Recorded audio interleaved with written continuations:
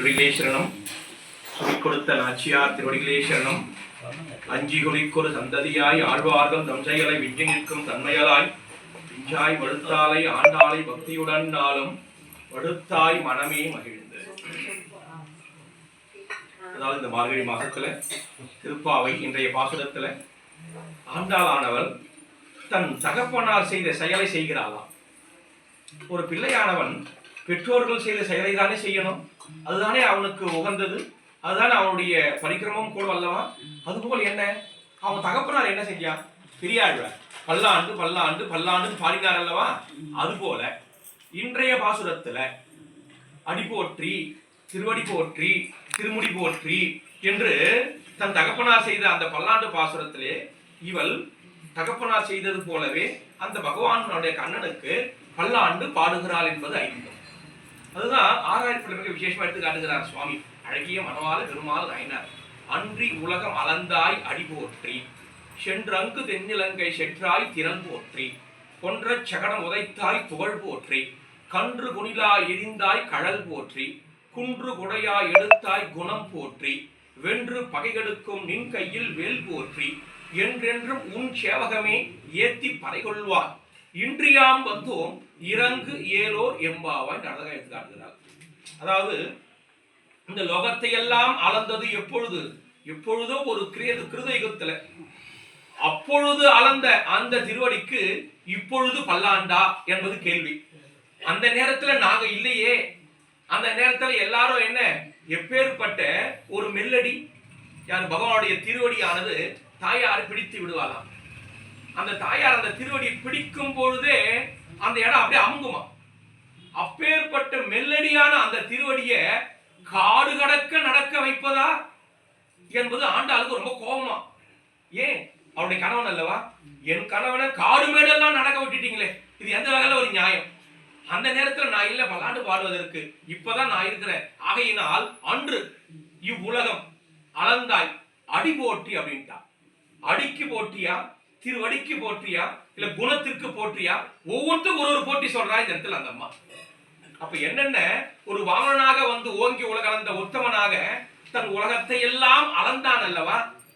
அந்த திருவடிகளுக்கு பல்லாண்டு பல்லாண்டு நித்திய ஸ்ரீ நித்திய மங்கலம். அன்று இவ்வுலகம் அளந்தாய், இன்று ஏன் வந்தாய், இன்று ஏன் போட்டி சொல்கிறாய் என்பது கேள்வி. அப்ப சொல்றாரு மிக அழகாக அழகிய மனவாள பெருமாள் நாயனார் அந்த இடத்துல அந்த நேரத்துல நாங்கெல்லாம் கூட இல்லை என்பது ஒரு குறையாக இருந்தது. எப்படி அனந்தாழ்வான் ஒரு பெரிய மகான், அவரை ஒரு பாம்பு தீண்டி விட்டதா, உடனே அது மருந்து கூட எடுத்துக்கலையாம். அப்ப எல்லாரும் சொல்றாங்களாம் இந்த கடிவுண்ட பாம்பு கடிபட்ட பாம்பு அப்படின்னு வரான்.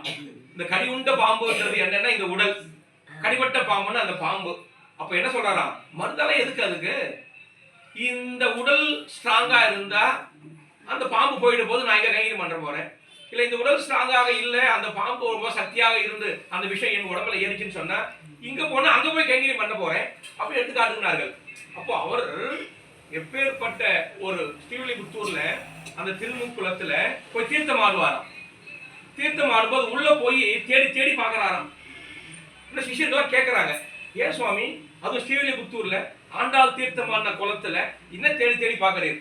இல்ல அந்த காலத்துல ஆண்டாள் தீர்த்தம் ஆடினாலே பெண்கள் எல்லாம் தீர்த்தம் ஆடினா மஞ்சள் மஞ்சள் அரைத்து முகத்துக்கு பூசுவார்கள் அல்லவா, அந்த மஞ்சள் கிழங்கு ஏதாவது ஒண்ணு ரெண்டு கிடைக்குதான்னு பாக்குறேன்னாராம். அந்த அம்மா தீர்த்தமானது எப்போ 5000 ஆண்டுகளுக்கு முன்பு, இவர் இப்ப தீர்த்தமானது எப்போ 1000 ஆண்டுகளுக்கு முன்பு. அப்ப என்னென்ன எப்பொழுதோ அவள் செய்தால் அந்த நினைவை பாரித்து இங்கே அனந்தாழ்வான் எப்பேற்பட்ட சுடி கொடுத்த நாச்சியார் அல்லவா. அவளுடைய சேஷம் நமக்கு கிடைக்காதா, அவளோட பக்தி நமக்கு கிடைக்காதா, இது ஒரு அடியவனுக்கு மிக முக்கியமானது வேண்டுவதுன்றாங்க. என்னென்ன சுவாபதேசத்தை எடுத்து காட்டும் பொழுது ஒரு அடியவன் மேலையார் செய்வனகள் வேண்டுவன கேட்டியல். ஒரு உத்தம அடியவன் இருக்கிறான்னு சொன்ன அவனுடைய அனுஷ்டான கிரமத்தை நாம் கேட்டு தெரிந்து கொள்ளணும், அவன் ஞான பக்தியை நாம் கேட்டு தெரிந்து கொள்ளணும், அவன் என்ன செயல் செய்கிறான். ஆனா இப்போ என்ன ஆச்சு, அது காலத்தின் குழப்ப என்னமோ தெரியல, வந்த உடனே பஞ்சமஸ்காரம் பண்ணியாச்சு, பஞ்சமஸ்காரம் பண்ணிட்டா எனக்கு எல்லாம் தெரியும், நான் தான் முதல்வர், அது காலத்தின் குழப்பம் என்னமோ தெரியல, அது இந்த காலம் ஆகிவிட்டது.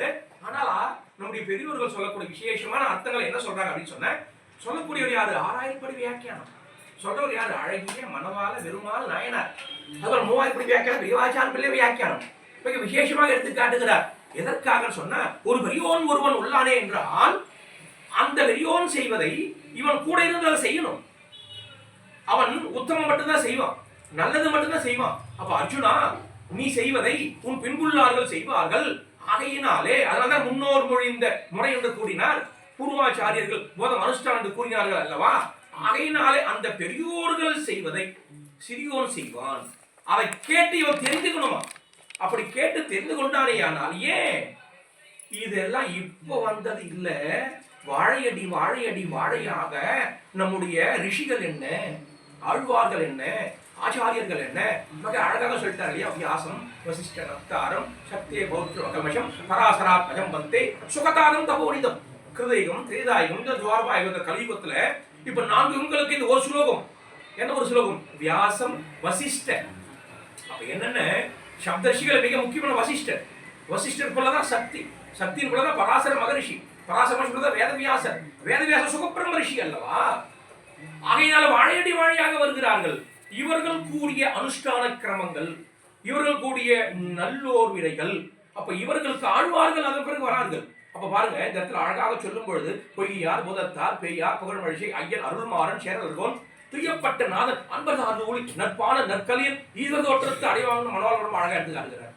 அப்ப இவர்கள் கூறியதை அழகாக மனவாளமாவணி ஆழ்வார்கள் வாழி அருளி செயல் வாழி தாழ்வாது மில்குறவர் தாம் வாழி சொல்லிட்டார். அப்ப இதத்தான் ஒரு அடியவன் பின்னோக்கி செல்லணுமே தவிர தனக்கு இஷ்டப்பட்டது செய்யறது, தனக்கு பணம் இருக்குன்னா ஒரு கோயில் கும்பாபிஷேகம் பண்றதுன்னா அது எடுத்துக்காது. ஒரு தத்தியாராதனையோ ஒரு விசேஷமான அர்த்தங்களோ ஒரு பெரியோர் நம்மளை நியமிக்கணும். அந்த நியமன பிரகாரம் வந்ததுன்னு சொன்னா அது நன்றாக நடக்கும். இதைத்தான் மிக அழகாக எடுத்து காட்டுகிறாங்க. சொல்றவர் யார்? அழகிய மணவாள பெருமாள் நாயனார். அப்போ அன்று இப்போ இன்று அன்று இவ்வுலகம் அளந்தாய் இப்பொழுது வந்து உன் திருவடிக்கு போற்றி. அப்ப அந்த காலத்தை எங்க பெரியவங்க எங்க அப்பா செஞ்சாரு, இப்ப நான் உனக்கு செஞ்சேன். இப்ப எங்க அப்பா எப்படி செஞ்சாரு? ஒரு மாலாகாரர் செய்தாரு. அந்த மாலாகாரர் செய்ததை அரியன் தகப்பனார் செய்தார். சொல்றவர் யார்? ஆண்டார். இதுக்கு அர்த்தத்தை எவ்வளவு அழகாக நமக்கு கொடுக்கிறாரு பாருங்க அழகிய மணவாள பெருமாள் நாயனார். அப்போ அன்று இவ்வுலகம் அளந்தாய் அடி போற்றி. எப்பேற்பட்ட அந்த திருவடிகளுக்கெல்லாம் நாம் மங்களாசாசனம் பண்ண வேண்டும் அல்லவா? ஏன் பண்ணணும்? உண்டியே உடையே என்று தெரிந்து கொண்டிருக்கக்கூடிய இந்த ஜீவாத்மாக்களுடைய திருவடி மேல பெருமாள் அழகாக திருமுடி மேல திருவடியை வச்சாராம். ஏன்? நான் நான் என்று அகங்கரித்திருந்தார்.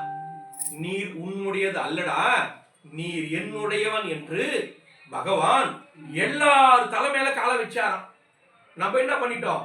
என்னமோ வருஷம் ஒதுக்கிட்டோம். இப்படி தள்ளுட்டுமா? சொல்றவர் யாரு? அழகிய மணவாள பெருமாள் நாயனார். எப்பேற்பட்ட திருவடி, அந்த திருவடி கிடைக்காதா என்று தண்டகாரண்யத்தில் ரிஷிகள் எல்லாம் காத்துக் கொண்டிருக்கிறார்கள். மேல பிரம்மதேவன் காத்துக் கொண்டிருக்கிறார், அனைத்து தேவர்கள் காத்துக் கொண்டிருக்கிறார்கள். அந்த திருவடியை நாம் கேட்காமலேயே நம் திருமுடி மேல் வைத்தான். எதற்காக? நீங்க எல்லாம் என் சொத்து, என்னை விட்டு நீங்க போக முடியாது, உன்னை விட்டு நான் போக முடியாது என்று சத்தியம் செய்து எப்படி இங்க அழகாக எடுத்து காட்டுவார் பராசர பட்டர். பெருமாளுக்கு நமக்கு திருமஞ்சனம் ஆகும் பொழுது ஈரவான தீர்த்தம் கொடுப்பாராம். அந்த ஈரவான தீர்த்தம் எதுக்கு என்று நினைக்கிற அழகாக அந்த ஈரவான தீர்த்தம் அப்படின்னு சொல்லும்போது ஈர துணியோட ஒருத்தர் சுத்தி வராருன்னா பந்தம் நிறையுமா. ஒருத்தர் இறந்துட்டாங்க சொன்னா ஈர துணியோட சுத்தி அவங்களுக்கு 3 சுத்தி கொல்லி போடுவாங்க. அப்ப அதாவது பந்தம், நிறைய பந்தம். என்ன பந்தம் அப்படின்னா வெறும் சரீர பந்தம் அல்ல, சுடுகாட்டுக்கு போற வரைக்கும் பகவானுக்கு நமக்கு இருக்கக்கூடிய ஜீவாத்மா பரமாத்மா பந்தம். இந்த பந்தத்தை திருமஞ்சனம் பண்ணும் பொழுது அந்த தீர்த்தத்தை கொண்டாந்து அந்த ஈர துணியோட கொண்டாந்து இப்போ அரைய சுவாமி கொடுப்பார். ஸ்ரீரங்கத்தில் பார்த்தோம்னு சொன்னா பராசர பட்டர் அப்படியே அந்த தீர்த்தத்தை வாங்கி மோகித்து விழுந்தாராம். ஐயோ, உமக்கும் எனக்கும் இந்த உறவு முறையானது போகவே போகாது, உறவே நமக்கு இங்கு ஒழிக்க ஒழியாது, குடநீர் விட்டு ஆட்டினாலும் இந்த உறவுமுறை ஒழியாது. அப்ப ஜீவாத்மா பரமாத்மா உறவுமுறை அல்லவா? அந்த உறவுமுறையை நமக்கு தெளிவுபடுத்துவதற்காகத்தான் பகவான் எல்லாருடைய தலை மேல கால வச்சாராம். வேற ஒண்ணும் இல்லையா? அப்பேற்பட்ட உள்ளம் அல்லவா உன்னுடைய உள்ளம். இப்ப நேற்று என்ன அழகாக எடுத்து காட்டினால், சீரிய சிங்காசனத்திலிருந்து யாம் வந்த காரியம் ஆராய்ந்து அருள் நேற்று சொன்னால் இல்லையா ஆண்டாள்? சொன்ன உடனே அந்த ஆசனத்தில் அமர்ந்து கொண்டு இவருக்கு அழகையெல்லாம் காட்டினார். அது மட்டும் போராது, நடந்து நடையழக காட்டுன்னு சொன்னால உடனே நடந்து நடையழக காட்டுறாரு கண்ணன். அப்ப அந்த நடையழக பார்த்த உடனே இந்த தாயாருக்கு உலகத்தை எல்லாம் இப்படிதானே அளந்தாய் அந்த ஞாபகம் வந்துச்சா. ஆகையினாலே அன்று உலகம் அளந்தாய் அடி போற்றி. அதுக்கப்புறம்